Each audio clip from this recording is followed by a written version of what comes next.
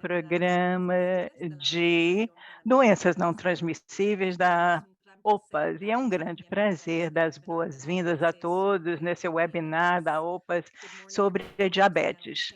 Eu sou Silvana Lucchini e ela repete a mesma mensagem introdutória ah, em inglês. Já tem 10 anos, desde o plano de ação com um objetivo focado, para eliminar a diabetes até o ano 2025. Então nós decidimos aqui na OPAS que seria importante fazer um webinar e falar um pouquinho mais sobre a situação da diabetes nas Américas, e temos grande prazer de lançar uma nova, análise regional para a carga, análise da carga nos perfis dos países. Vamos destacar as tendências, situações epidemiológicas, ver o horizonte em termos de diabetes como causa de morte e de doença. É a sexta responsável pela mortalidade aqui nas Américas. 62 milhões de pessoas convivem com a diabetes, que precisam da tecnologia, de cuidados, de remédios, de dispositivos. E isso é talvez um número subestimado, porque a diabetes passa batida, passa desapercebida. 40% das pessoas não sabem que tem diabetes. Então, nós temos muito trabalho para melhorar o diagnóstico da diabetes, o tratamento, qualidade do cuidado e melhorar a capacidade de diagnóstico, a gestão das complicações da diabetes e aumentar também o acesso às tecnologias e aos remédios contra a diabetes. Então, a Organização Mundial da Saúde lançou um pacto global contra a diabetes para ajudar o acesso aos cuidados, à gestão da doença. E nós vamos saber muito nesse webinar. Obviamente que o sedentarismo e a obesidade são causas subjacentes da doença, e as pessoas são mais sedentárias, fora do peso, estão muito localizadas aqui, e a diabetes tipo 2, obviamente, pode ser prevenida, promovendo-se aí o condicionamento físico, o exercício e o não sedentarismo, com boa qualidade na alimentação, verduras e frutas, ter bons rótulos nos alimentos e realmente tributação sobre aqueles alimentos que têm alto conteúdo de açúcar. E nós reconhecemos os esforços de todos os países, ah, e promovendo políticas para melhorar o diagnóstico e o tratamento da diabetes, mas tem sido insuficiente, esses esforços têm sido insuficientes, é por isso que nós não vamos cumprir com o objetivo global.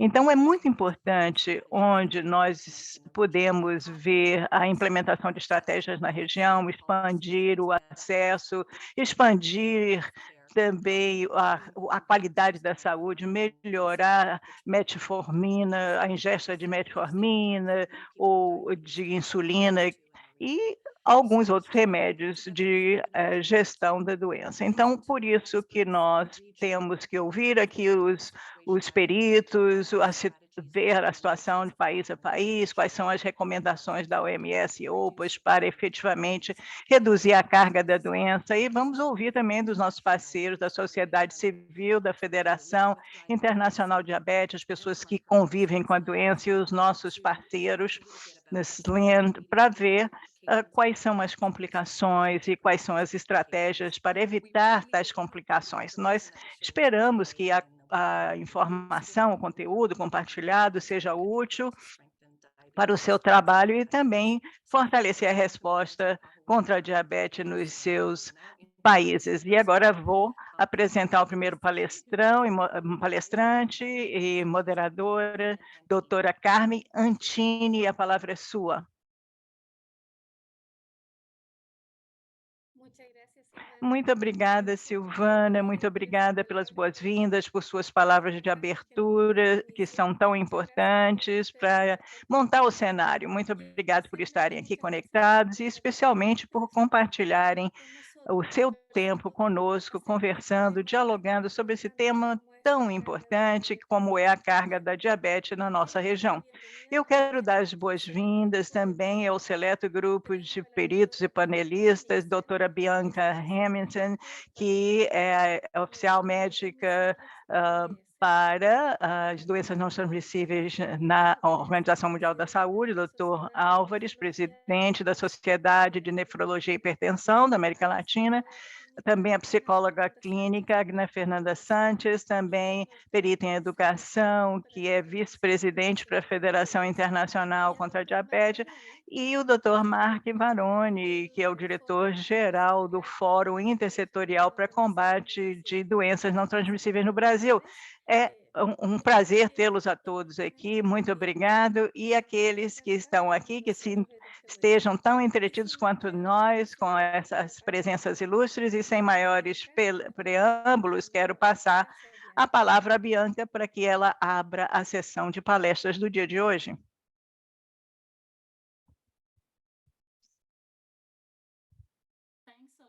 Muito obrigada por essa apresentação tão generosa e eu vou começar aqui a minha apresentação agora.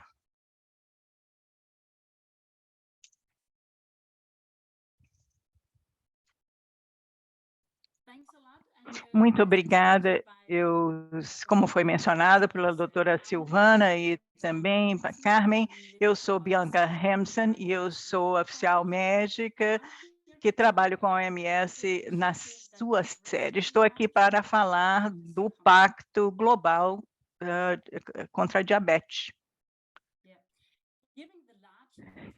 E a expansão da carga, nós fizemos uma resolução para o fortalecimento da prevenção da doença em maio de 2021. E se insta todos os Estados-membros a tomarem consciência sobre a diabetes e também esse tema dentro do âmbito da OMS. Existe um total de 8 coisas que eu não vou, 8 solicitações, mas eu vou falar de alguns apenas, que é o fortalecimento das respostas e monitoração das respostas de diabetes para que nós possamos realmente cuidar da prevenção. Os outros componentes estão listados aqui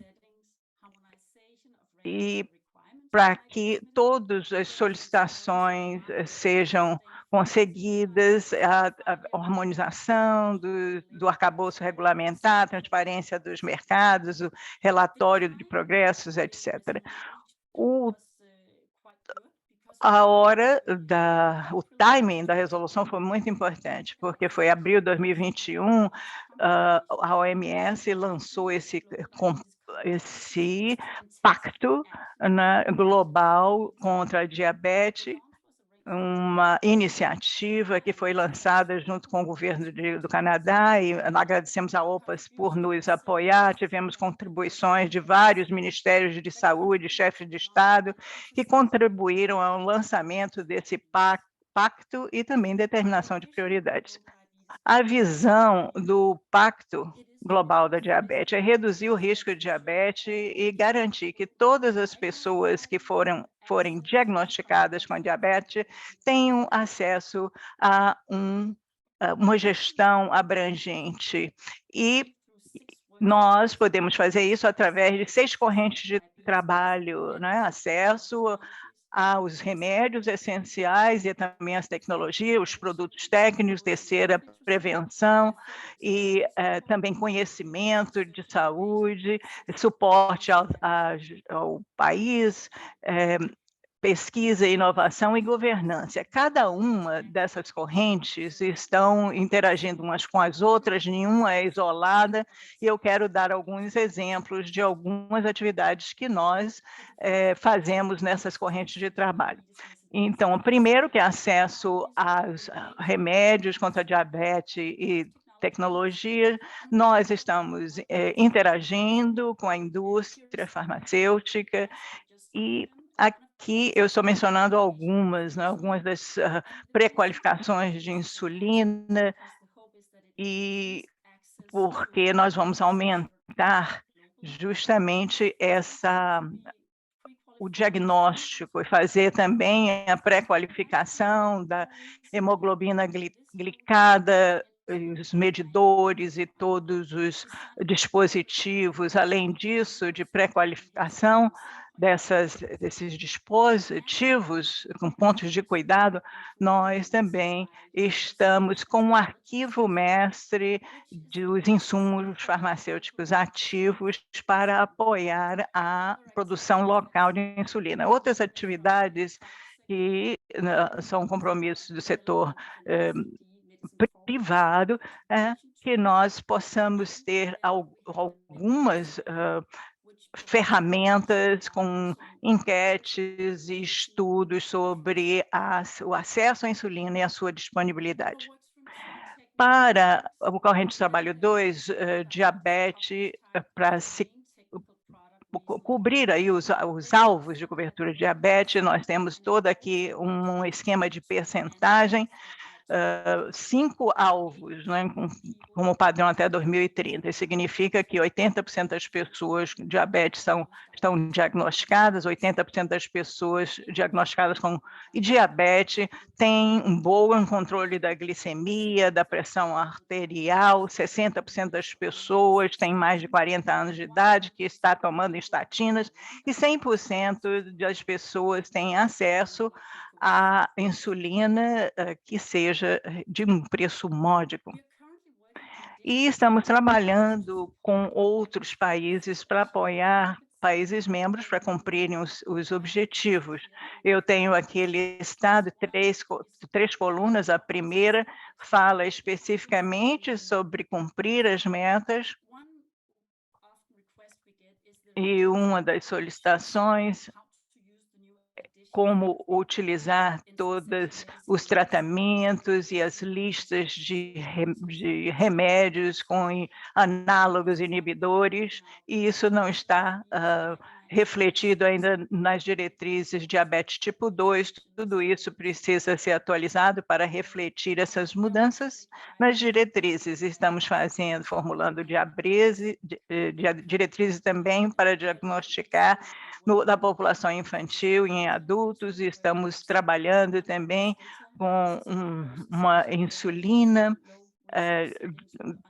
para tratamento em adultos, e dentro de alguns cenários humanitários, temos também a coluna de dados e monitoração, e nós damos estimativas globais da prevalência de diabetes, também monitoramos o arcabouço de diabetes em relação ao alcance dos objetivos de diabetes também, nos perfis de país. Outras questões, que é um manual operacional de diabetes e tuberculose, e também um manual sobre hiperglicemia em mulheres grávidas, ou seja, na gravidez, nas gestações.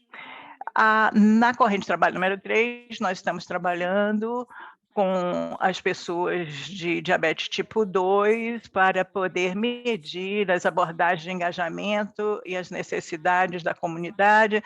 Estamos também com um plano para deter a obesidade. Existem já 9 países líderes na região executando o plano de aceleração, e temos uma colaboração com grupos de apoio, grupos de interesse, departamentos vários, para poder trabalhar com as causas da diabetes.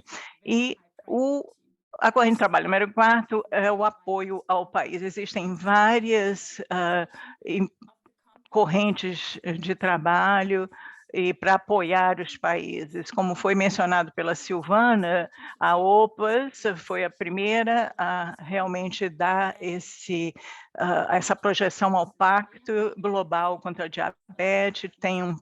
Nomearam um ponto de enfoque que se encontra, se reúne para ajudar a ajustar as adaptações do HORS-T, das guidelines ou diretrizes de diabetes dentro do contexto do país e também a adaptação dos alvos de cobertura nos diferentes países. Outras atividades de apoio ao país também é o desenvolvimento e fortalecimento dos programas de controle da diabetes, também apoio técnico para diabetes com planos estratégicos de apoio. Aqui é só um exemplo de um dos apoios que nós fizemos a nível do pacto, e nós fizemos uma reunião de destaque em Gana, em Uganda, reunindo ministros de saúde e dando um apoio maior. Isso foi em março desse ano. Houve muito enfoque para grupos de interesse se encontrarem para trabalharem no fortalecimento, colaboração e defesa do tema. Outras regiões que têm muitas atividades, né? A CEARO, que é o Sudeste Asiático, da OMS, lançaram um produto. Eles, na Índia, por exemplo, eles comprometeram a colocar 75 milhões de pessoas no programa contra a hipertensão. O fundo global estava voltado também para trabalhar com a Afro e fazer algumas reuniões conjuntas para apoiar algumas propostas na área de tuberculose, HIV e nos sistemas de saúde resilientes e sustentáveis. Temos pessoas também, ministros de saúde, que estão envolvidos nessa iniciativa. Atualmente, na corrente de trabalho número 5 é pesquisa e inovação. Estamos trabalhando numa agenda de priorização para melhorar a prevenção de diabetes nos países de baixa a média renda até o dia 2030. Estabelecemos, então, um grupo de consultoria técnica de peritos em doenças não transmissíveis relacionadas à pesquisa e inovação, e todas as regiões da OMS estão envolvidas. Além dessa agenda, nós temos também esse grupo de consultoria que eu mencionei, e tem 12 membros em todas as regiões da OMS, a todas as 6 regiões, com muito conteúdo bastante especializado de cada região, escrevendo os seus métodos. A 6ª corrente de trabalho também é muito importante, buscando colaboração, governança, estratégia e parceria com muitos grupos de interesse. Nós temos engajamento com os escritórios centrais dos Estados-membros, como foi mencionado anteriormente, já na nossa apresentação. Temos várias formas de envolver esses grupos de interesse, temos especialistas na área, são 12 peritos em todas as regiões da OMS, com a experiência de pessoas que vivem com diabetes profissional, clínico, e eles aconselham aí quais são as atividades a serem adotadas pelas pessoas que padecem com essa doença, e realmente as atividades têm dobrado, e as pessoas estão muito interessadas em ser parte desse trabalho de combate à diabetes. E depois nós temos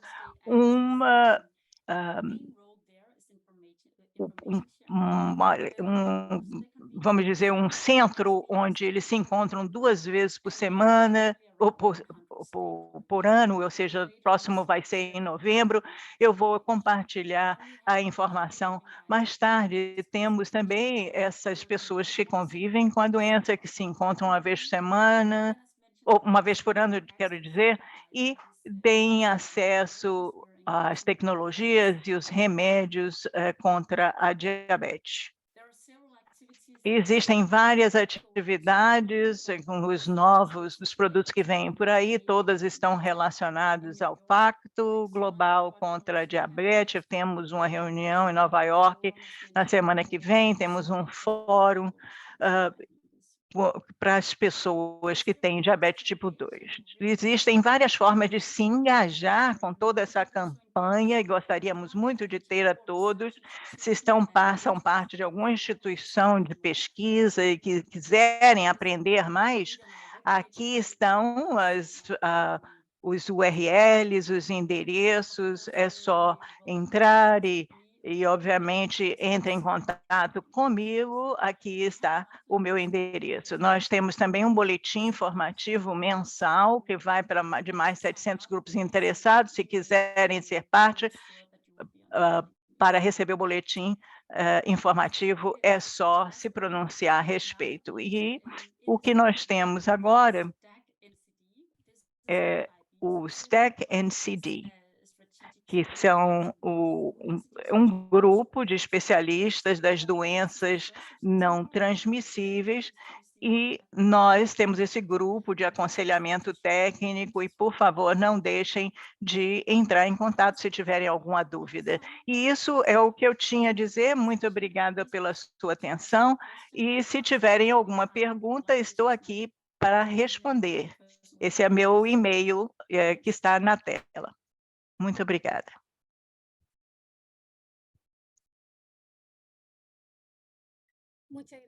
Muito obrigada, Bianca.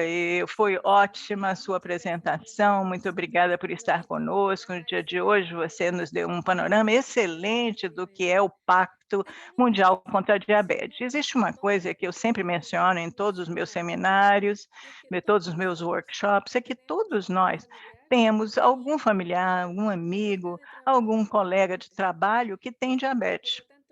Portanto, que melhor, né, de nos ampararmos mutuamente. Todo mundo tem algo a fazer para controlar a diabetes no mundo. E uma outra coisa que eu sempre digo, né, brincando, é que a diabetes vai conquistar o mundo, mas nós vamos conquistar a diabetes. Então, muito obrigada por fazer a sua apresentação aqui.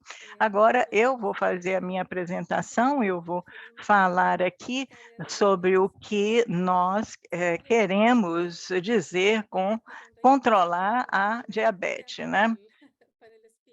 Essa é na hora de apresentação e a gente fica meio nervoso, nós como os palestrantes, mas vamos falar sobre a carga de diabetes na região das Américas, e não só diabetes, mas também de doença renal crônica, que é uma das complicações mais frequentes da diabetes. Então, essa slide mostra a prevalência da diabetes. O que nós podemos ver aqui, que apenas 30 anos a prevalência da diabetes praticamente se dobrou. Em 2014, nós chegamos a ter 8,3% de prevalência em ambos os sexos, com muito pouca diferença entre homens e mulheres. Os homens têm uma prevalência maior, 8,5%, e as mulheres, 8,1%. E isso equivale a 62 milhões de pessoas com a doença. Se os senhores se lembram que a Silvana falou nas suas palavras de abertura, na região nós temos mais ou menos 40% de subdiagnóstico, ou seja, de pessoas que não sabem que têm diabetes. Então, se nós agregarmos essa população, esses 40% que não sabem que tem diabetes, esses 62 milhões, obviamente nós vamos ultrapassar 100 milhões de pessoas afetadas com a doença. O que é que nós sabíamos até agora sobre a diabetes? Bom, de acordo com as publicações que nós fizemos no ano passado sobre diabetes, nós descobrimos que essa doença crônica é a sexta causa principal de morte. E entre 2000 e 2019, que são as últimas estimativas da OMS em mortalidade, e os anos com incapacidade foram aumentados em 44%. E os ALIS, como são os que são ajustados pela diabetes, no caso dos homens, se chegou a 97%, ou seja, dobrou, e a população em geral 88%. Um outro, eh, eu sempre menciono isso nos meus seminários, é que em cada ano na nossa região nós perdemos mais de 8 milhões de anos de vida, justamente por mortes prematuras pela diabetes, incluída a doença renal crônica. Então isso é muito tempo. Uma doença que pode ser prevenida, que pode ser controlada, pode ser evitada. Então, como a Bianca falou, nós temos esse grande pacto mundial contra a diabetes e nós iniciamos o processo de implementação quando se lançou esse pacto em 5 áreas principais, que é avaliar o estado de diabetes na região, a busca da participação das partes interessadas, brindar apoio técnico aos países, desenvolver campanhas de comunicação e conscientização da população e 5, aumentar a mobilização de recursos para que haja orçamento para lutar contra essa doença. Nós vamos nos concentrar no pilar número 1, que é avaliar. O ano passado, nós publicamos o nosso primeiro relatório do estado da diabetes na região e todo o panorama da diabetes nas Américas, e um documento com indicadores de progresso da diabetes por país. E esse ano nós demos um passo além e então falamos sobre os perfis de carga da doença por diabetes e por doença renal crônica. Vamos revisar aqui brevemente as coisas. Uma nota técnica, não vou entrar no mérito da questão, porque vocês vão ter isso aí nos seus perfis, mas basicamente o que eu gostaria de comentar é que nós analisamos as tendências dentro desses 20 anos, de 2000 a 2019, da mortalidade, dos anos de vida que são cerceados pelas consequências da diabetes e dos ajustes também, e nós fizemos um resumo da tendência, fazendo uma mudança percentual, no ano médio, quando a cada ano o indicador do país vai aumentando. Então, se nós virmos agora na região o panorama da carga de diabetes na região das Américas, nós temos em várias cores aqui a taxa de mortalidade, padronizada por idade, anos de vida perdidos prematuramente, anos vividos com a incapacidade, e em vermelho os anos ajustados pelas consequências da diabetes. Nós vemos o quê? Nós vemos que aparentemente a mortalidade não variou, mas aqui há um fenômeno muito interessante que se produz aqui. Se nós virmos o ano de 2008, por exemplo, houve uma mudança, as tendências mudaram dos anos de vida perdidos prematuramente por diabetes e também incapacidades pela diabetes. Então, as pessoas não estão morrendo tão jovens por diabetes, mas aqueles que estão vivendo mais estão vivendo cerceados pelos problemas da diabetes. E aqui nesse slide vemos essa mudança de porcentagem e vemos que a mortalidade, que aparentemente não mudava tanto ao longo dos anos, teve um aumento médio anual de 1,2%. Portanto, se fizermos uma conta rápida e multiplicarmos 1,2% pelos 20 anos dessa tendência, nós damos conta de que, na verdade, a mortalidade por diabetes em homens aumentou em 20 a 25% aproximadamente. E o mesmo se dá com os anos perdidos prematuramente. Aqui fica muito mais óbvia a deficiência por diabetes. Aumentou a 2,1% anualmente nos homens, num ritmo de 1,2% na média. Se observarmos as mulheres agora, parece mais ou menos a mesma tendência que os homens. Não obstante, nelas, a mudança nessa tendência em anos vividos com alguma deficiência e anos perdidos acontece um pouco antes. Nos homens, era por volta de 2008, nas mulheres, ocorre cerca de um ano antes. E a tendência de mortalidade teve uma diminuição ligeira, muito ligeira nas mulheres, mas em termos de deficiência aumentou muito, 1,8% em média anualmente. Quando observamos a região como um todo, parece que não foi tão terrível, mas quando entramos nas sub-regiões, nos damos contas da grande disparidade que existe no nível de carga entre as sub-regiões das Américas. Aqui mostramos apenas os anos vividos com deficiência devido a diabetes. Podem se dar conta de que, ao longo de todo o período, o Caribe não latino tem a tendência numérica mais alta e mais pronunciada. Entretanto, quando analisamos as mudanças percentuais anuais médias, vemos que a América do Norte, que aparentemente não vai tão mal, é uma região onde aumenta essa tendência no ritmo de quase 3% por ano. A carga de deficiência devido a diabetes, ou seja, se multiplicarmos esses 3% por 20 anos, encontraríamos uma porcentagem de aumento de cerca de 60%, que é um aumento dramático, e o mesmo ocorre com as mulheres.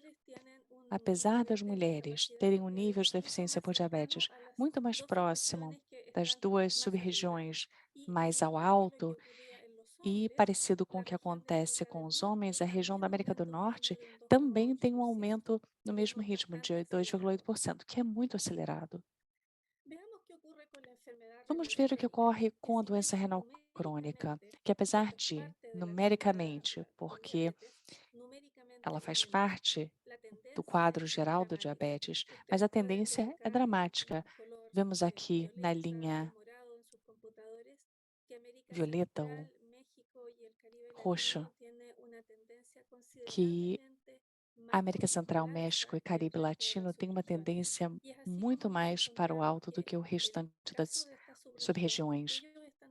E, nesse caso, dentre os homens, os anos vividos com deficiência aumentam num ritmo de 1,8% por ano. E a mesma coisa, se multiplicarmos 1,8% por 20 anos, vamos encontrar um aumento muito grande entre 2000 e 2019. E a mesma coisa, infelizmente, ocorre com as mulheres. Novamente, a América Central é a região que apresenta o aumento mais acentuado. Esse foi o panorama regional. Nós queríamos mostrar que tentamos desenvolver perfis regionais para que pudessem ter acesso a uma informação mais detalhada por país. Vou mencionar rapidamente que quando fazemos análise de tendências para todos os países, há um resultado que me pareceu dramático. Dos 33 países analisados, para os quais temos dados da OMS para calcular essa tendência, os 33 países, todos tiveram um aumento no indicador de anos vividos com deficiência devido a diabetes.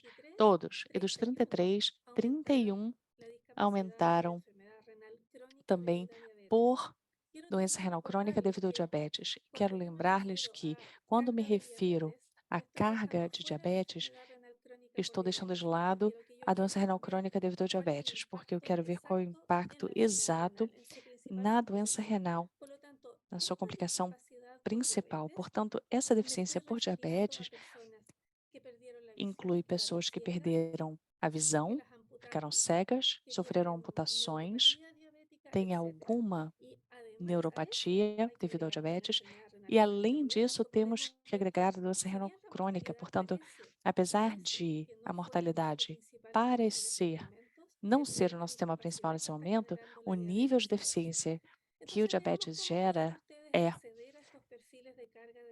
Como ter acesso então a esses perfis da carga do diabetes e doença renal crônica por diabetes?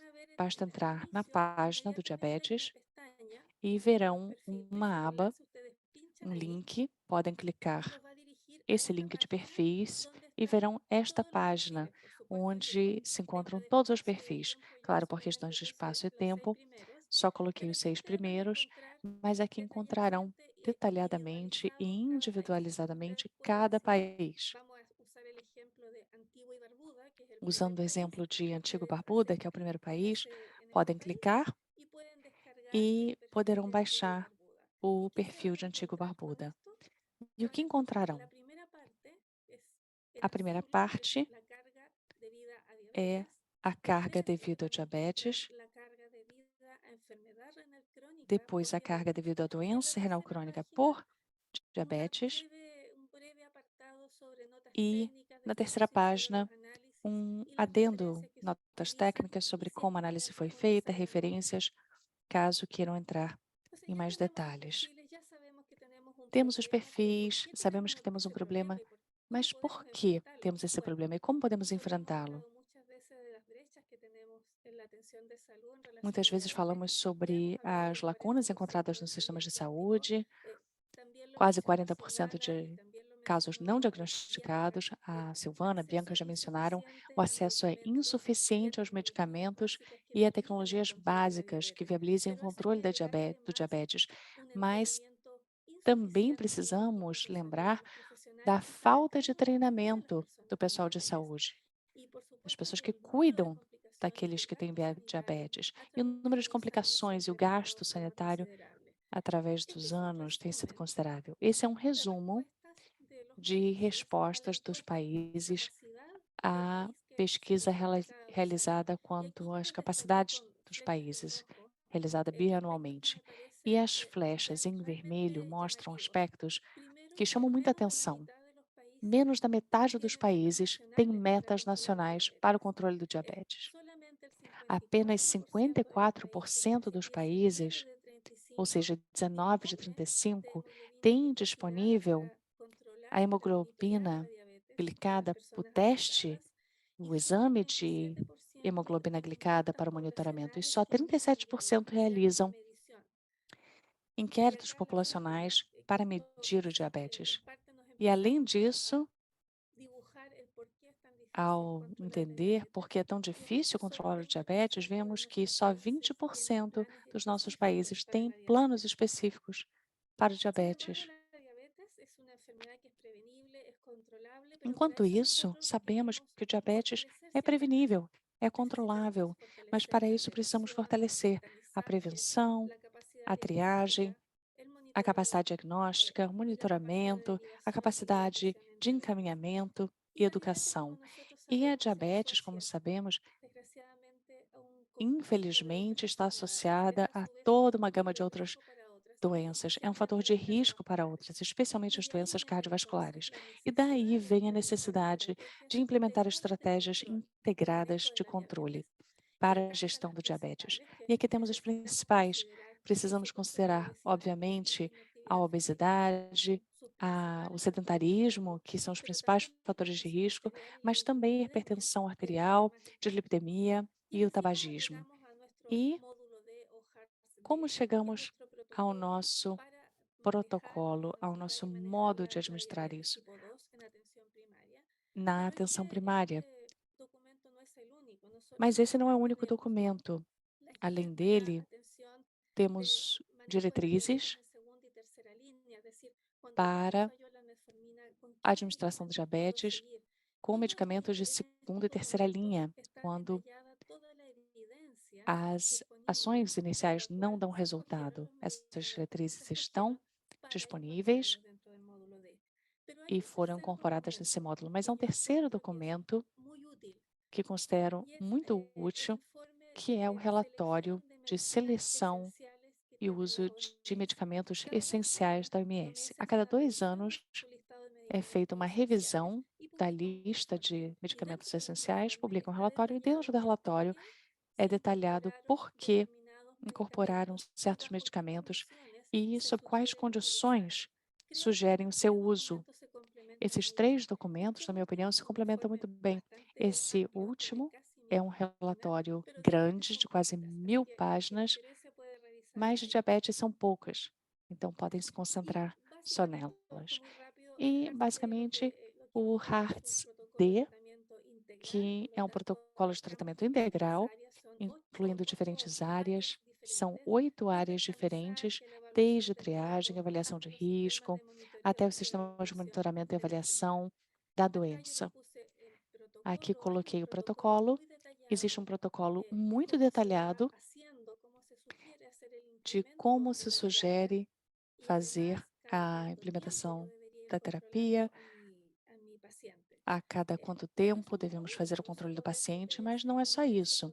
Na OPAS, na OMS, contamos com muitos outros documentos e protocolos que podem servir, podem ajudar a controlar melhor o diabetes. Esses são os últimos recomendações para atividade física para pacientes com diabetes. Temos também documentos sobre insulina, como classificar o diabetes e, portanto, veem que há muito material disponível. Vou parar por aqui. Agradeço por sua atenção. Qualquer dúvida que tiverem, por favor, podem colocá-las no chat. Caso não conseguirmos responder todas, ao final da apresentação, podemos responder. É importante que deixem seus endereços de e-mail para que possamos responder por essa via. Sem mais delongas, dou as boas-vindas ao Mark Baroni, que vai falar sobre o ponto de vista das pessoas afetadas pelo diabetes. Obrigado, Mark.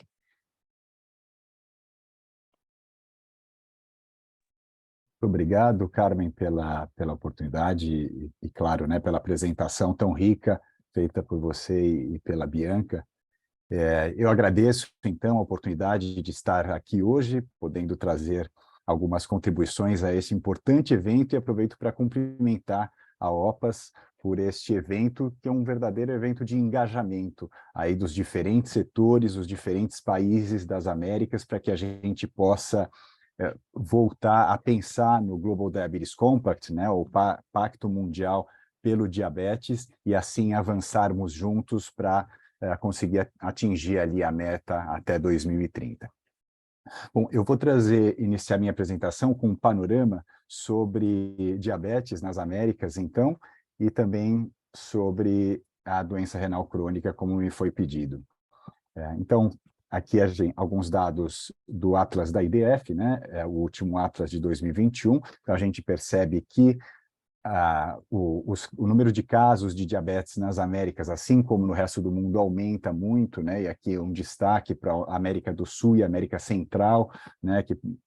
Que se prevê que vai aumentar em 50% nos próximos anos. E, atualmente, um número muito elevado de pessoas já vivendo com diabetes nas Américas. Então, 83 milhões de pessoas. E o que isso significa, né? Às vezes a gente fala em números e não fica muito claro, né? Significa que toda a população da Argentina, mais toda a população do Canadá juntas, né, é o número de pessoas vivendo com diabetes nas Américas. E a gente sabe que boa parte dessas pessoas não estão conseguindo fazer um gerenciamento adequado. Se isso já é preocupante, muito mais preocupante ainda é aquele dado que já foi trazido pela Bianca, foi trazido pela Carmen, de que muitas dessas pessoas, né, aí alguns dados dizem que um quarto, um terço ou ainda mais dessa população sequer está diagnosticada. Portanto, são pessoas que vão ser encontradas apenas quando elas já desenvolveram a complicação. Então, elas sequer têm chance de prevenir a complicação, né? Porque elas vão buscar o sistema de saúde, muitas vezes, quando elas têm um problema ali de visão ou algum outro problema de saúde, e vão descobrir que isso é uma complicação já instalada e que elas têm diabetes. Então, obviamente, algo para se prestar muita atenção. Em relação a despesas e investimentos em saúde na nossa região aqui, então esse dado me chama muito a atenção. Então, as regiões das Américas, da América do Sul e Central e América do Norte e do Caribe, são as regiões que proporcionalmente mais investem do seu produto interno bruto em saúde, em comparação às outras regiões. Não é impressionante? Então, obviamente, a gente já espera que os resultados de saúde na região sejam bons, certo? E aqui, vendo mais especificamente um recorte, todos esses recortes, né, do Atlas da IDF, então se pode encontrar outros países ali também, por pessoas, então quanto se gasta, né, ou quanto se investe por pessoa com diabetes por ano nesses países, né? Então a gente vê aí que são cifras expressivas, né? Então não se pode dizer que é pouca verba investida nas pessoas com diabetes. Contudo, né, a gente sabe que, infelizmente, isso não se traduz diretamente em ótimos resultados, né? Então, a gente vai ver aqui que isso acho que complementa um pouco, dialoga com o que a Carmen apresentou, que muitos dos países não têm o básico para os cuidados do diabetes sendo oferecido gratuitamente, o que, obviamente, exclui muitas pessoas com diabetes de poderem se cuidar, de poderem fazer um gerenciamento adequado da sua condição. Então, essa é uma pesquisa que nós apresentamos, né, sobre a América do Sul e Central, identificando que mais de 30% não recebiam, né, mais de 31% dos países, né, não tem aí a medicação oral para oferecer gratuitamente. Mais de 37%, portanto, mais de 1/3 dos países da região não tem insulina sendo distribuída gratuitamente. Também de 1/3 não tem os exames laboratoriais, né? Então, como esse indivíduo vai fazer o acompanhamento, vai fazer ajustes terapêuticos e vai descobrir se ele tem a doença renal crônica se não tem o exame laboratorial sendo oferecido gratuitamente. Então, é bastante preocupante. E quase metade dos países com um ou mais insumos não sendo distribuídos, né? Que são insumos que a gente sabe que são absolutamente fundamentais, como as tiras para medição da glicemia, seringas, né, para aplicação, etc. Bom, aqui já trazendo sobre doença renal crônica, né? Então, esse exemplo é um exemplo do Brasil, de pessoas com diabetes tipo 1, com 13 anos de idade ou mais. Então, aqui acho que é um bom retrato para a gente entender como a doença renal crônica ela realmente está presente no diabetes, né? Então, essas pessoas com diabetes tipo 1, se pode perceber que quando elas atingem de 10 a 20 anos de diagnóstico, já existem mais pessoas apresentando doença renal crônica do que não apresentando doença renal crônica. E com mais de 20 anos de diagnóstico de diabetes, quase o dobro das pessoas, né, apresentam doença renal crônica em comparação com aquelas que não apresentam doença renal crônica. Interessante é que, dialogando com diferentes pessoas de diferentes instituições, eu acabei ouvindo que muitos não ouvem falar, né, sobre a doença renal crônica, ou ouvem falar muito pouco antes de terem que lidar com essa doença, antes dela ser descoberta, né, e que gostariam que isso fosse explorado antes. Então, fica aí um aviso, né, que seria bom falar a respeito, né, antes de que a complicação já tenha se desenvolvido, né, para que a pessoa também entenda e saiba onde procurar recursos, onde procurar assistência, se for o caso, né, do desenvolvimento dessa condição. Bom, aqui o número, então, de pessoas vivendo com doença renal crônica nas Américas, todos devem se lembrar que eu apresentei no início que 83 milhões de pessoas vivem com diabetes nas Américas, e aqui a gente vê que mais pessoas ainda vivem com doença renal crônica, e muitas delas pessoas que vivem também com diabetes. Então, 106 milhões, o que significa a soma da população de toda a Colômbia, o Canadá, mais o Equador. Então, é um contingente enorme de pessoas com doença renal crônica nas Américas, e a gente vê aí um desafio imenso, né? Então, esse quadro, muito interessante, um outro atlas que eu consultei, no caso da Sociedade Internacional de Nefrologia, indicando que nos diferentes países da região a gente tem uma escassez de profissionais que lidam com a doença renal crônica. Então, a pessoa, se precisa desses cuidados, desse serviço, ela muitas vezes vai ter dificuldade de encontrar esses profissionais. Além disso, eu gostaria de enfatizar que em um outro estudo, mesmo em países de alta renda, né, indica que as pessoas estão não são diagnosticadas precocemente, né? O que é um problema, porque elas poderiam ter um tratamento e um resultado melhor dos seus cuidados, aquelas que apresentam doença renal crônica. Bom, aqui a perspectiva, então, da pessoa que vive com a doença renal crônica, né? Então, essa foi uma pesquisa global feita também pela Sociedade Internacional de Nefrologia, e essas pessoas dizem que os principais impactos, muitos deles são financeiros, existe o impacto financeiro, existe o impacto ao acesso aos profissionais e aos centros de tratamento dessa doença, o acesso, né, também aos medicamentos, mas chama muito a atenção que 70% das pessoas disse que há uma falta de políticas públicas efetivas para os cuidados com doença renal crônica, né? Então, aí um ponto que deve ser destacado. Acho que a Carmen chamou a atenção também para a falta de planos para os cuidados com diabetes, e vejam, aqui a gente também vê que as pessoas sentem falta dos planos e das políticas para os cuidados com doença renal crônica. E aqui essas pessoas responderam, então, o que, né, melhoraria, né, esses obstáculos. E a redução de custo aparece de forma muito forte, né, mas também aparece equipando tanto os profissionais de saúde como os centros de cuidados, né, e o acesso a esses tratamentos também sendo fundamental. Bom, como consequência, acho, né, a gente viu aí dificuldades de conseguir o gerenciamento do diabetes, dificuldades aí, obstáculos no caso dessa complicação, né, doença renal crônica. Como consequência, acho que a Carmen também já apresentou dados importantes a esse sentido, eu trago aqui dados sobre diabetes tipo 1, do T1D Index, e convido todos e todas que visitem esse site e que explorem, porque realmente é muito importante, são muito importantes esses dados, né, e acabam indicando redução da expectativa de vida de pessoas que vivem com diabetes tipo 1.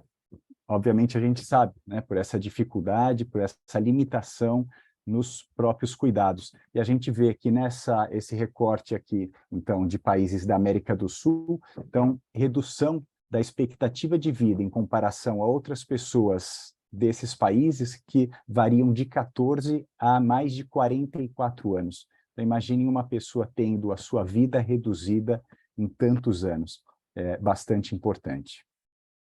Eu deixo, então, uma mensagem final, que é uma necessidade urgente de melhorar a prevenção e o acesso a cuidados de qualidade do diabetes e da doença renal crônica, se queremos atingir as metas do Global Diabetes Compact, ou Pacto Mundial do Diabetes, e, claro, ir além, né? Ter qualidade de vida para a população. E aqui eu deixo como recomendação esse material que nós desenvolvemos no ano passado, no Life for a Child, que entende que o acesso aos cuidados, né, à saúde da população é um direito primordial, né? Ele não é algo que não seja um direito pelo qual a pessoa precisa buscar. Muito obrigado a todas e todos, um grande prazer e fico à disposição.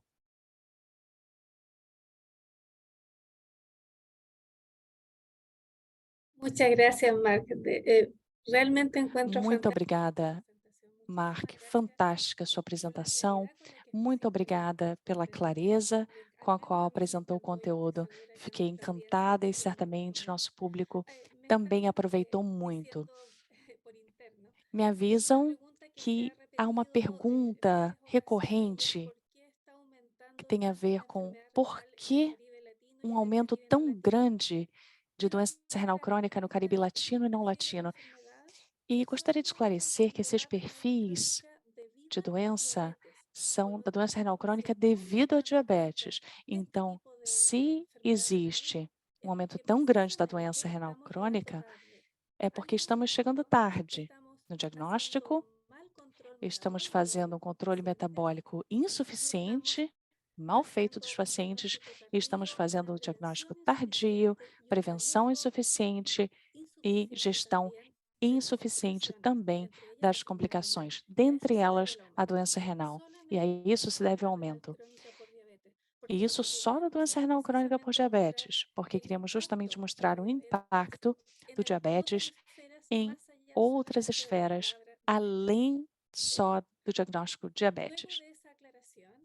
Após esse esclarecimento, dou as boas-vindas agora ao Dr. Guilhermo Álvares, presidente da Sociedade Latino-Americana de Nefrologia e Hipertensão. Seja bem-vindo, Dr. Álvares, uma satisfação tê-lo conosco. Muito obrigado, muito gentil, Carmen. Em nome da Sociedade Latino-Americana de Nefrologia, gostaria de agradecer aos organizadores pelo convite e parabenizá-los, porque esse webinar tem um grande impacto, portanto, estamos aproveitando muito. O tema que apresentarei hoje é a inter-relação diabetes, hipertensão e doença renal, que é um tema para o qual não tenho conflito de interesse algum e me permitirei mostrar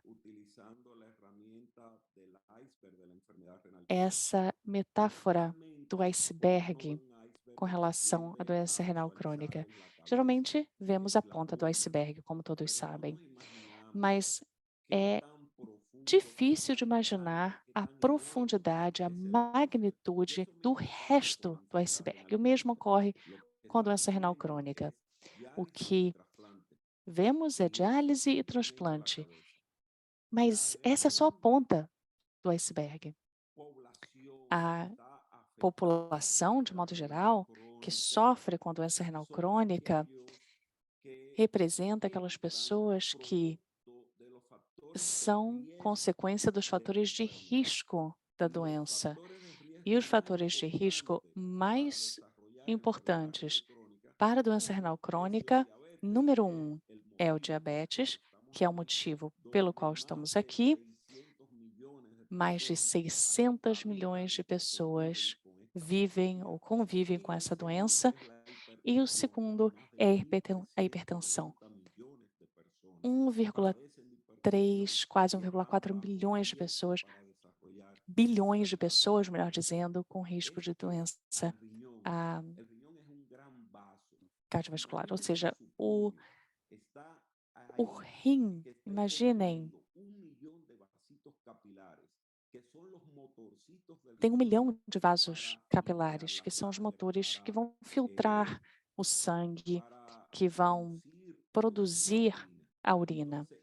Portanto, esses capilares vão ser afetados por tudo que afeta os capilares, dentre eles o diabetes, número 1, tão importante, a hipertensão arterial, os problemas cardiovasculares, a obesidade, o uso de tabaco e aquelas pessoas que têm um histórico familiar de doença renal crônica. E não vou fazer referência àqueles de mais de 60 anos, porque, obviamente, todo esse conjunto de fatores de predisposição da doença renal são muito importantes e afetam de forma considerável os rins e a população no nível mundial. Por isso, nós dizemos que esse problema de doença renal crônica está se convertendo numa pandemia silenciosa. Vejam, nos Estados Unidos, um de cada 2 adultos podem padecer dessa doença, a doença renal crônica. E as pessoas que têm diabetes, 1 de cada 3. E as pessoas que têm hipertensão, 1 de cada 5. Então, o problema não é a grande quantidade de pacientes que vão padecer dessa patologia de base, né?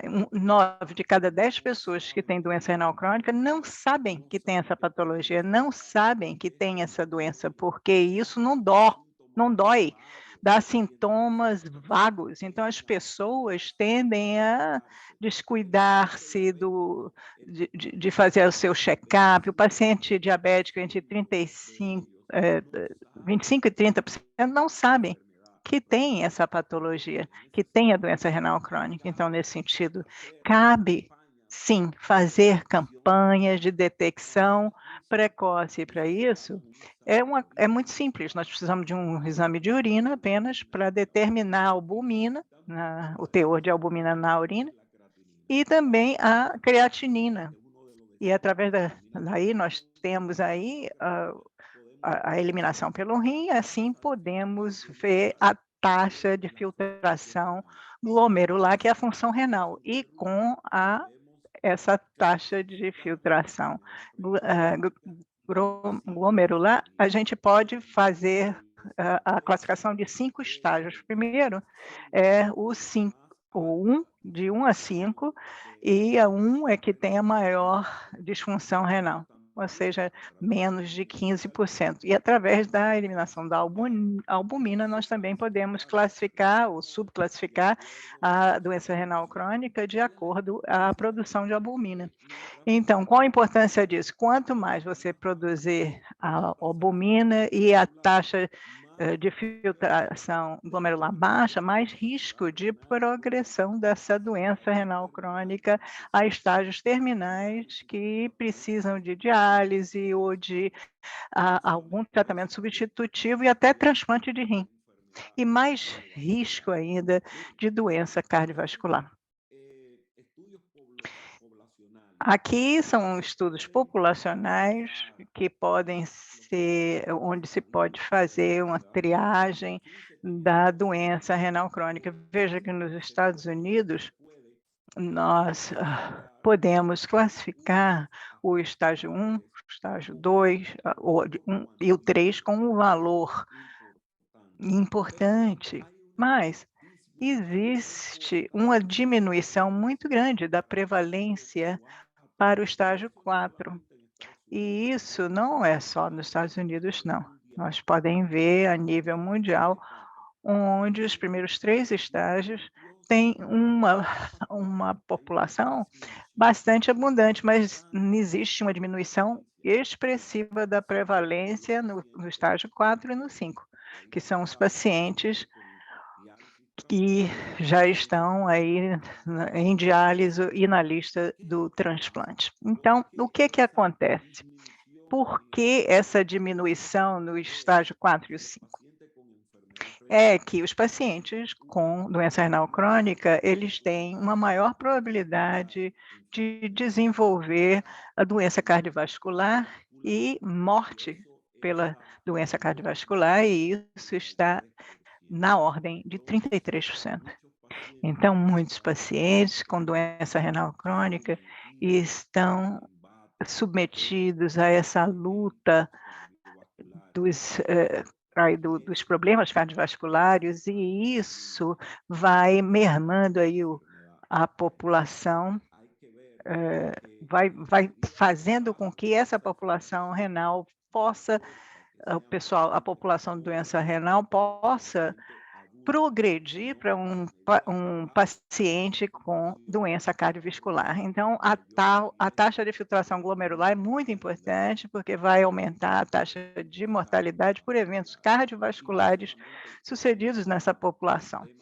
E a questão não está só na diminuição da taxa de filtração glomerular, mas vejo aqui, por exemplo, um artigo publicado pela Associação Americana de Nefrologia, onde os pacientes, as populações que não tinham diabetes e que não tinham doença renal, têm um baixo risco de mortalidade por eventos cardiovasculares. Mas, quando são diabéticos, então, os riscos de se apresentar um evento cardiovascular fatal se duplica. E se são portadores da doença renal crônica, se triplica o número, os riscos. E quando são portadores das duas patologias, o risco de doença cardiovascular e de eventos cardiovasculares é exponencial. Vai para 6 vezes mais o risco na população adulta que tem essas duas condições. Então, nós precisamos fazer um diagnóstico precoce Esta é a expressão-chave para que nós possamos fazer uma intervenção, seja através de dieta ou de uma série de outras moléculas e medicamentos que estão sendo lançados agora e que estão aqui para melhorar o prognóstico da doença para a nossa população. Se nós tivermos esse diagnóstico precoce, nós temos a oportunidade de prolongar a vida dessa pessoa e de uma forma bastante quantitativa e antes de chegar à diálise. Agora, quando o diagnóstico é tardio, nós vemos aí a diminuição da taxa de filtragem glomerular, onde a taxa é de 30, uma pessoa de 70 anos, a 30 mililitros por minuto, para poder fazer essa manobra aí para chegar à diálise é mais difícil. E quando isso se dificulta, os pacientes chegam à doença renal crônica, com estágio terminal e com a necessidade de fazer diálise ou hemodiálise. Aqui está o topo, né, do iceberg, que são pacientes de diálise e de transplante. Não são poucos. De acordo com o cadastro latino-americano, o registro latino-americano, de acordo com a Sociedade Internacional de Nefrologia, existe um aumento progressivo dos pacientes que estão ali com a terapia substitutiva, e isso demonstra um crescimento de mais de 627% do ano de 91 a 2021. Então, isso é o tratamento que nós utilizamos, ou esse é o dado, né, que nós utilizamos para as autoridades para dizer que a doença renal crônica é uma pandemia silenciosa, onde a carga da doença, que já foi aqui comentada, cantada e decantada, vai ter uma prevalência maior. Temos 57 milhões, 106 milhões, já foi mostrado aí pelos meus companheiros que me antecederam aí na fala, aumentando a prevalência e a mortalidade. A mortalidade aqui na América Latina se duplicou quando os pacientes de diálise e transplantes se comparam com a mortalidade internacional e anos de sobrevida com problemas, com as consequências da doença. O custo da doença renal crônica é muito alto, é tão alto que o custo do paciente com diálise ou na fila do transplante representa entre 1,3% ou 7% dos orçamentos de saúde dos ministérios de saúde de muitos países. E é aqui que nós entendemos que a doença renal crônica precisa realmente trabalhar, nós temos que deter essa doença, essa pandemia silenciosa, unindo forças. Estamos aqui para nos unirmos, nos juntarmos, nos somarmos, para que nós possamos deter a diabetes e, por conseguinte, a doença renal crônica, porque a diabetes é 40% dos pacientes que estão em diálise nesse momento. Então, concluímos dizendo que se faz necessária a detecção precoce e a intervenção terapêutica, fazer a triagem por detecção da albumina e creatinina, e devemos incluir isso na plataforma de detecção cardiovascular, para que dessa forma nós possamos reduzir mortes por eventos cardiovascular, diminuir a chegada à diálise e também diminuir o custo da saúde. Muito obrigado a todos pela atenção dispensada. Muito obrigada aos organizadores que me convidaram e estamos aqui para responder às suas perguntas. Muito obrigada. Muito obrigada a você, Guilherme. Eu acho que a apresentação foi maravilhosa, gerou um nível de atenção muito, muito grande aqui na nossa audiência. Foi muito clara a sua exposição e a inter-relação entre diabetes e hipertensão e doença renal.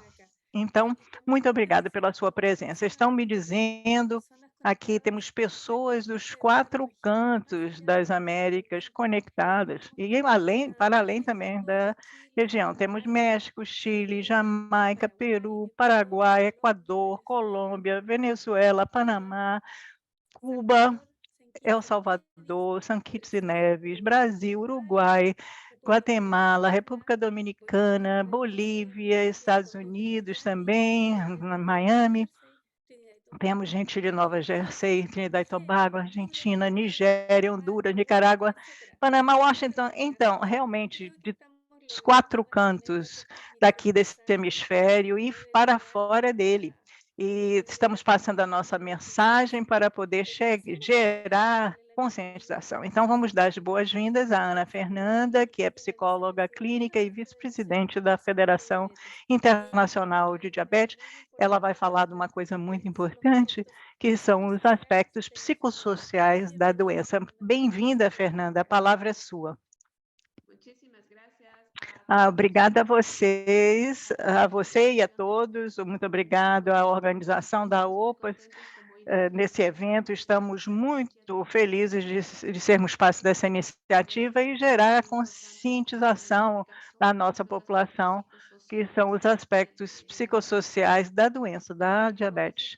E como vice-presidente, eu sou Ana Fernanda Sanches, me apresento, eu tenho um mestrado em educação e também gestão da pessoa com diabetes, sou psicóloga clínica, vice-presidente da IDF, estou representando essa organização para dialogar com vocês sobre esse tema tão importante e poder gerar essa conscientização de um dos aspectos muito importantes que devem ser levados em consideração com relação à diabetes e o seu controle e cuidado.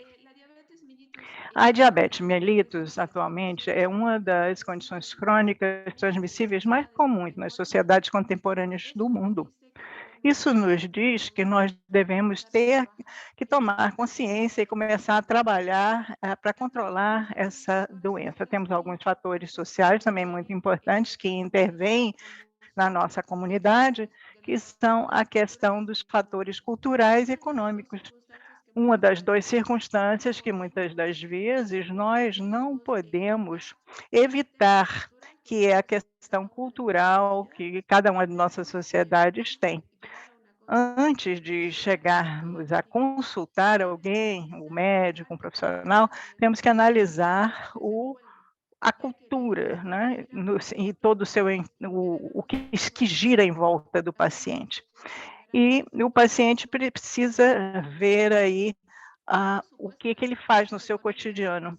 E a situação econômica da pessoa também, porque às vezes nós recomendamos uma coisa ou outra dentro do tratamento e a economia, né, da pessoa, né, o bolso da pessoa não permite, isso causa uma frustração muito grande. Nós também temos a questão do custo, né, do ônus econômico para o governo e para as famílias, uma vez que se diagnostica uma pessoa com diabetes, dependendo aí do tipo de diabetes, os custos começam a acumular-se e a família precisa ter um orçamento extra para poder cobrir as consequências, os problemas, as complicações dessa patologia. Outros determinantes sociais que temos que levar em consideração são a questão da ocupação dessa pessoa, a pessoa, qual é a profissão, que tipo de trabalho essa pessoa tem, se esse trabalho gera inatividade física, ou seja, se é um trabalho sedentário, ou ele tem uma atividade exagerada, e também o acesso dessa pessoa aos serviços de saúde. Muitas vezes, eles não têm acesso, o acesso não é fácil, os horários de trabalho são muito prolongados, ou então conseguir uma consulta é muito difícil, leva muito tempo. Também as perspectivas e as percepções sobre a doença, eu vou falar sobre os vários mitos, né, dos países do mundo, não só da América Latina, que é a questão de falar da doença ou da diabetes como uma coisa, uma condição que você pode melhorar a sua qualidade de vida e que você pode estar socialmente ativo, mesmo com diabetes. A gente só fala das coisas negativas. Ah, se usa insulina ou não, se isso vai ser um problema, que já está ali nas complicações da doença e por isso que recebeu a insulina e que vai perder a visão. Então, isso é uma coisa que vai surgindo nos afazeres diários das sociedades e que vem ganhando também espaço. E essas percepções, esses mitos negativos, hã, vão ganhando espaço e vão projetando toda essa complexidade de coisas. Há também o gênero, a funcionalidade familiar, tudo isso são fatores, determinantes sociais no controle da diabetes. O que é importante também é falar sobre os fatores psicológicos. Quando uma pessoa recebe o diagnóstico de diabetes, não é, de uma condição crônica, como a diabetes, entra num processo emocional que dentro da psicologia a gente chama um processo de luto mesmo. E dentro desse processo nós temos vários estágios que as pessoas vão cumprindo esse caminho do luto. E não chegam nem no final, né, que seria a aceitação. As pessoas começam a negociar, negar, têm sintomas, sabe, de frustração, de depressão frente a essa realidade da diabetes, porque é uma perda. E às vezes a gente considera que é uma perda, sabe, a fatalidade e tal, não, mas a perda parcial de uma coisa preciosa que é a saúde, o paciente entra nesse processo de luto e nós temos que dar muito pendente de como apoiar essa pessoa e saber reconhecer em que estágio essa pessoa está da doença. A questão da intensidade do tratamento e as mudanças que os profissionais, que tratam o pessoal com diabetes têm, né, um papel preponderante de como encarar a diabetes. E às vezes se impõem várias condições que vão ser mudadas do dia para a noite, eu disse: "Não, você não pode comer isso, você tem que fazer exercício, você tem que deixar de fazer isso ou aquilo, agora você vai passar a fazer isso e aquilo". Ou seja, damos muitas informações demais, uma carga excessiva de imposições à vida da pessoa, e isso complica a saúde mental das pessoas, porque muitas vezes ele não sabe nem por onde começar, né, e como continuar a fazer isso de uma forma melhor, o que gera ansiedade nas pessoas.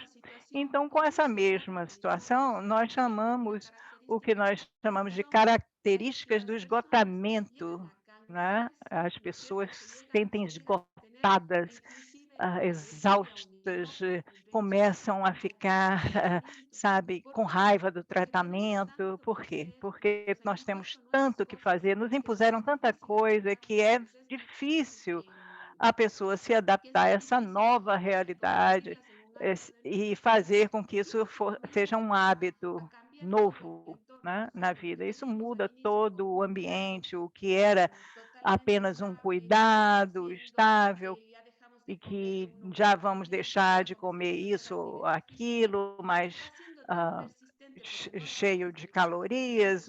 Eu, faço isso não de uma forma consciente, mas sim pressionado por fazê-lo, então as pessoas ficam com raiva, e isso pode levar à descompensação da pessoa, da saúde mental, e as pessoas até abandonam o tratamento com muita facilidade por causa disso.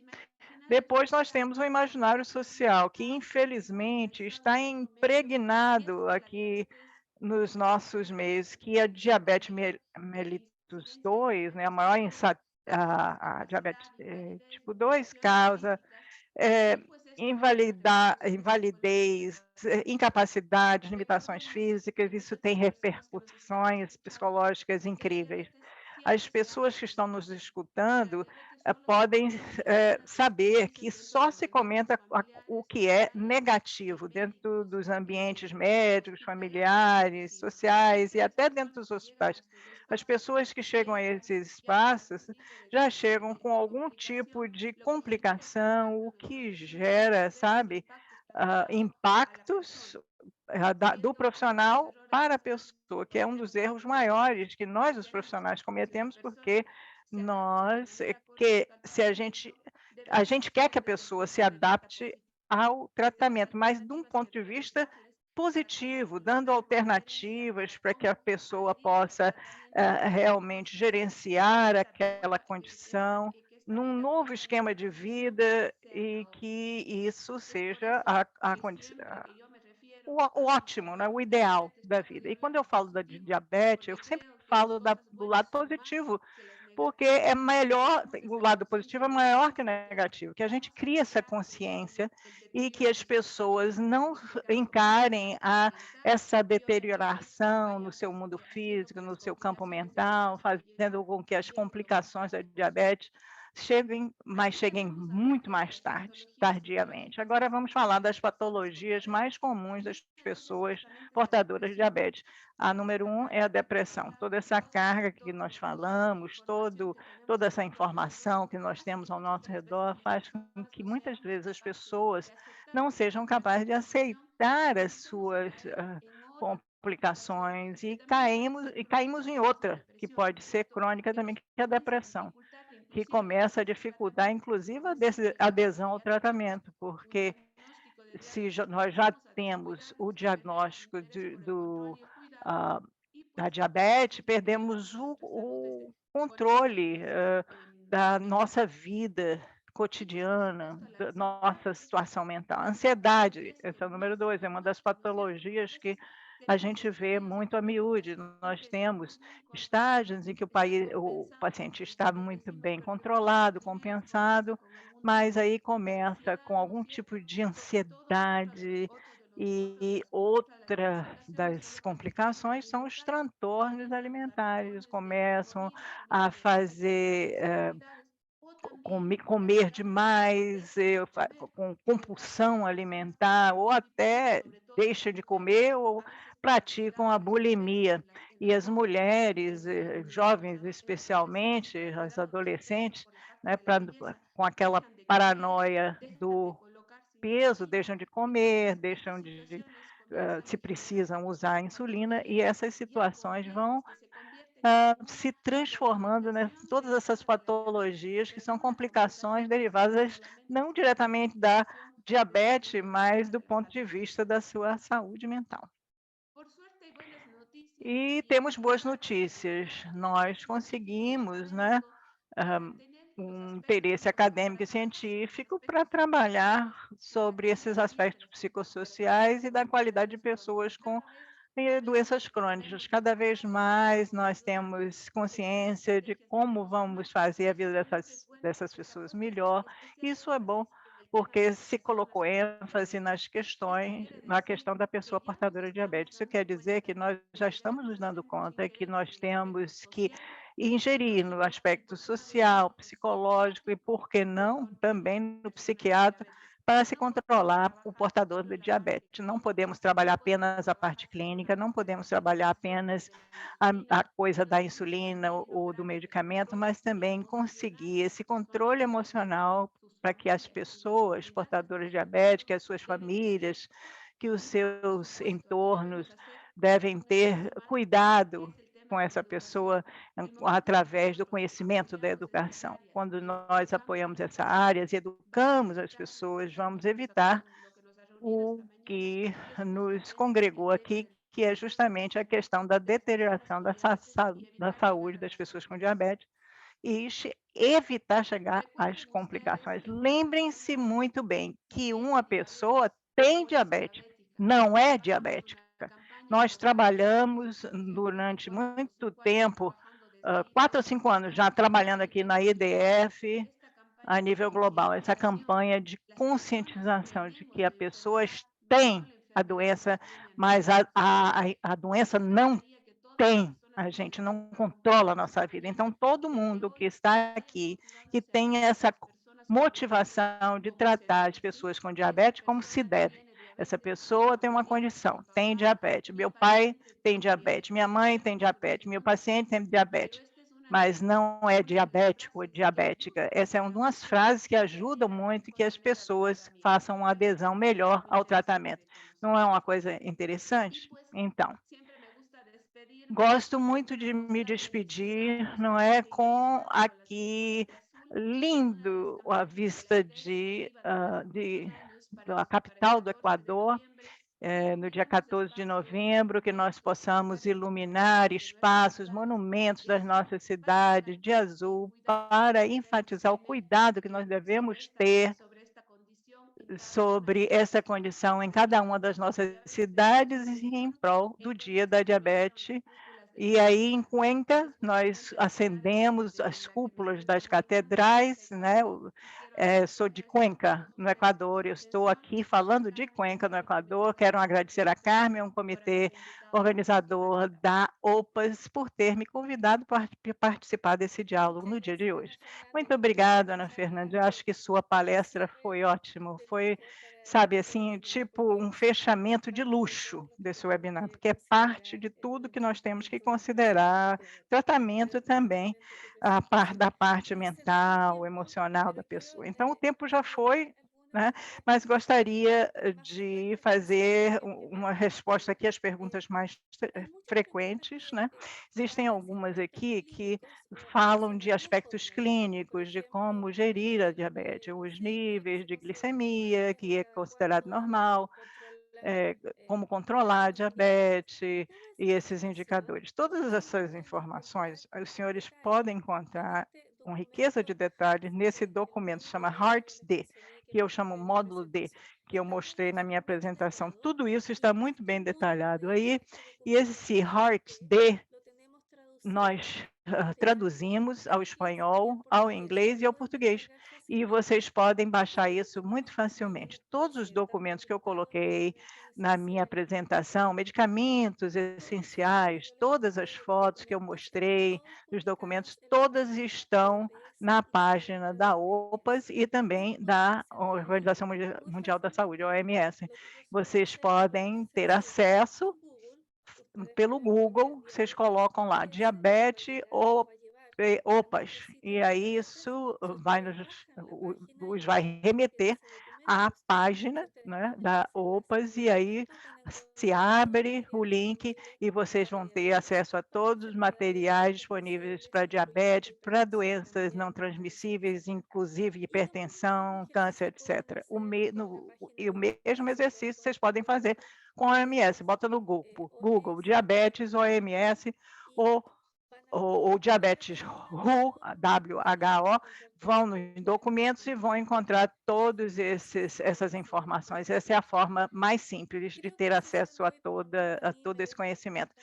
A sessão de hoje me deixou muito satisfeita. Eu espero que vocês também, que foi uma manhã com muito conteúdo, queremos realizar cada vez mais seminários como esse no futuro, e eu acho que fechamos com 3 mensagens. Nós temos um problema, sim, grande na região, a diabetes está aumentando, mas que está aumentando também as incapacidades e as complicações relacionadas à diabetes. Nós já percebemos esse primeiro problema, mas nós temos a solução. Nós sabemos qual é o motivo pelo qual nós temos esse problema. E o motivo é que nós temos diagnóstico tardio, mau controle metabólico, prevenção insuficiente das complicações decorrentes da diabetes. E agora nós sabemos que temos como enfrentar esse novo desafio com uma resposta adequada, através de todas essas estratégias que foram aqui mencionadas no dia de hoje, e espero também que essa parte da saúde mental também é muito importante. Então, quero agradecer a todos que aqui estiveram envolvidos, as pessoas que nos escutaram, as pessoas que abriram as portas da sua casa, os seus escritórios. Muito obrigada aos intérpretes também, às nossas assistentes, que sem elas, sem esses assistentes, nós não poderíamos ter essa cooperação, a Sônia, a Maria, todas as pessoas que estão envolvidas e também os especialistas que aqui se pronunciaram. Queria